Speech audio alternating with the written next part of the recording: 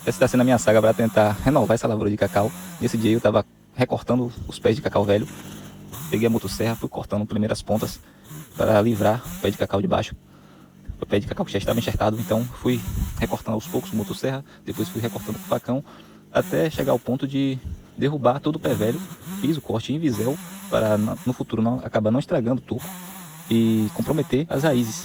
Então, mais um trabalho executado com sucesso e a saga continua. Vamos tentar renovar essa lavoura dentro de um ano.